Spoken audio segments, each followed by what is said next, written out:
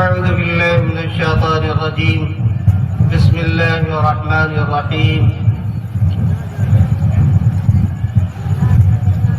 علم الإنسان ما لم يعلم.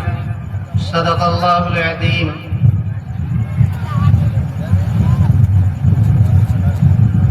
قابل قدر سامعین،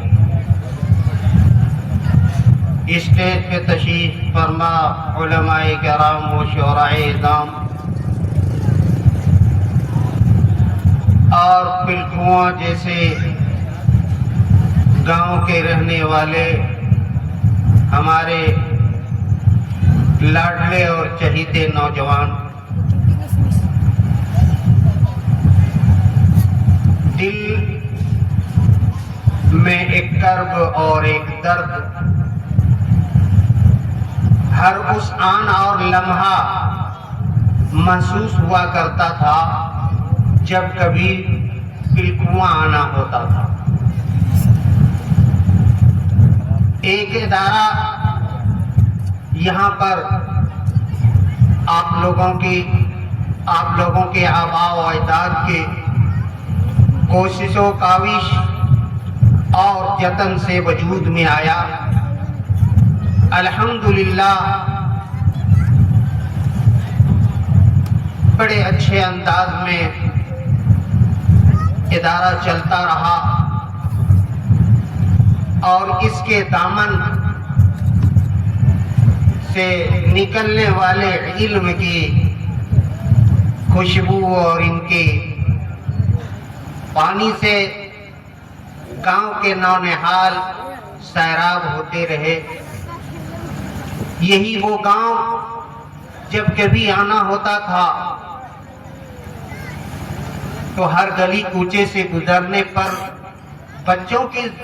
زبان پہ جو آواز ہوتی تھی وہ گالی گلوچ کی ہوا کرتی تھی۔ لیکن جب یہ ادارہ وجود میں آیا اور اس کے دامن میں آ کر کے بچے اپنے استاد کی نگرانی میں تربیت اور تعلیم لینے لگے تو میں اس بات کو بقسم بیان کر سکتا ہوں کہ میں نے انہی گلی کوچوں میں چلتے ہوئے بچوں کی زبان سے کلمہ اور پہاڑی کی آواز سنی، قرآن کے آیات کی آواز سنا۔ یہ اس ادارے کی برکت تھی۔ اور یہی نہیں، جہاں تک مجھے یاد ہے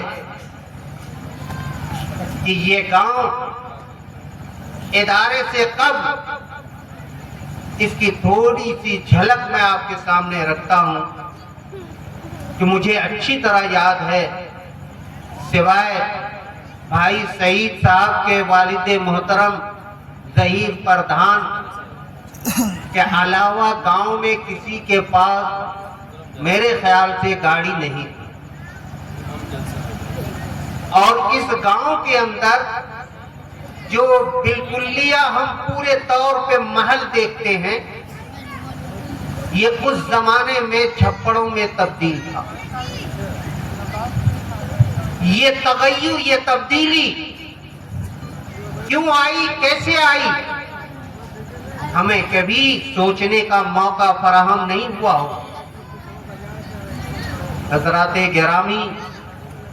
یہ صرف اور صرف اس ادارے کی برکت تھی، اس کے تعلیم کی برکت تھی، اللہ کی آواز کی برکت تھی، کلمہ توحید کی برکت تھی، قرآن کی تعلیم کی برکت تھی، جنہوں نے امتوں کے منہ کے دہانے کو کھول دیا۔ اور یہی وہ پلکواں جو کسی زمانے میں چھپروں میں دکھائی دیتا تھا، آج محلوں میں دکھائی دیتا تھا، یہ اسی ادارے کی برکت۔ لیکن ہماری تساہلی، ہماری کمزوری، ہماری تھوڑی سی بے توجہی، جس کی وجہ سے ادارہ کچھ دنوں کے لیے منجمد ہو گیا، رک گیا، اللہ ہماری اس کمی کوتاہی کو درگزر فرمائے، ہماری ان خامیوں کو معاف فرمائے، اور جس جذبے بیداری کے ساتھ آپ سامنے آئے ہیں، اللہ نے ایک احسان کیا کہ اپنے انعام و اکرام کے صدقے میں عزیز عالم و مفتی محمد احسان کو آپ کے خاندان سے، آپ کے گاؤں سے ایک چراغ کی شکل میں وجود میں لائے۔ ان کے فراغت کے بعد جب میری ملاقات ہوئی، میں نے اپنے دل کی دکھتی ہوئی آواز کو ان کے سامنے رکھا، بیٹا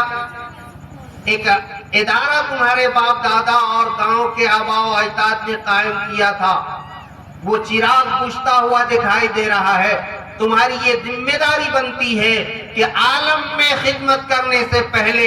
اپنی ساری صلاحیتوں کو اپنے گاؤں کے ادارے کو قائم کرنے اور اس ادارے کو رواں دواں کرنے پہ صرف کرو۔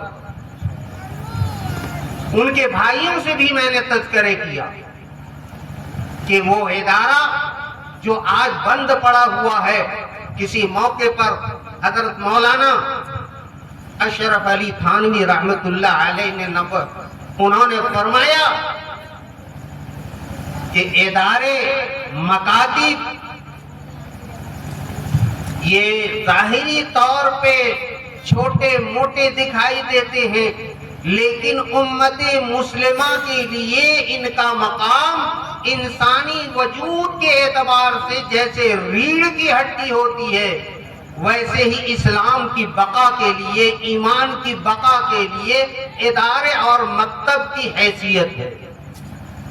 اس لیے اسے باقی رکھنے کے لیے، ان کے وجود کو قائم رکھنے کے لیے ہر مومن اور ہر فرد بشر کی یہ ذمہ داری بنتی ہے کہ اپنی صلاحیت کو، اپنے مال کو جہاں دیگر اپنی ضروریات کے وہ خرچ کر رہے ہیں، صرف کر رہے ہیں، اسی سے کاٹ چھانٹ کر اس ادارے پر لگائیں تاکہ یہ باقی رہے، اور آنے والی نسل جو ہمارے سامنے ہے، ہمارے گودوں میں ہے، ہمارے گاؤں میں ہے، ہمارے اطراف میں ہے، اس کی تعلیم و تربیت صحیح طور پہ ہو۔ ان کے اخلاقی تربیت جب ہوگی تو پھر ان کا رویہ ہمارے ساتھ حسن سلوک کا ہوگا، اچھے برتاؤ کا ہوگا۔ ورنہ آج تصور کریں، ایک زمانہ وہ تھا کہ دھڑلے سے بیٹے باپ پہ ہاتھ اٹھا دیا کرتا تھا، ضرب لگا دیا کرتا تھا۔ یہ ایسا کیوں ہوتا تھا؟ ان کی لا علمی کی بنیاد پر، ان کی بدسلوکی کی وجہ سے، باپ کی حیثیت، باپ کے مقام کو نہ جاننے کی وجہ سے۔ یہ ساری چیزیں اگر ہمیں مل سکتی ہے تو ایک ادارے سے مل سکتی ہے، اور ادارے کے اندر رہنے والے اساتذہ اور اپنے ماحول میں رکھ کر کے پالنے والے ان نونہال بچوں سے جن کی وہ تربیت کیا کرتے۔ میں زیادہ وقت نہ لے کر اپنے نونہالوں سے، گاؤں کے ان چھوٹے چھوٹے بچوں کو ایک پیغام دینا چاہوں گا کہ صحرا میں، جنگلوں میں، بیاباں میں پڑھو، صحرا میں، جنگلوں میں، بیاباں میں پڑھو، گر پڑے مینار تو میدان میں پڑھو۔ حضرات گرامی، خدا کرے کہ یہ جو خیالات، جذبات ہمارے اندر ابھرے ہیں، اللہ اس کو ہمیشہ قائم دائم رکھے، اور ادارہ جیسے چل رہا تھا خدائے پاک اسی روانی کے ساتھ، اسی اہتمام کے ساتھ ادارے کو اللہ پاک رواں دواں رکھے۔ وما توفیق الا باللہ، وآخر دعوانا الحمدللہ رب العالمین۔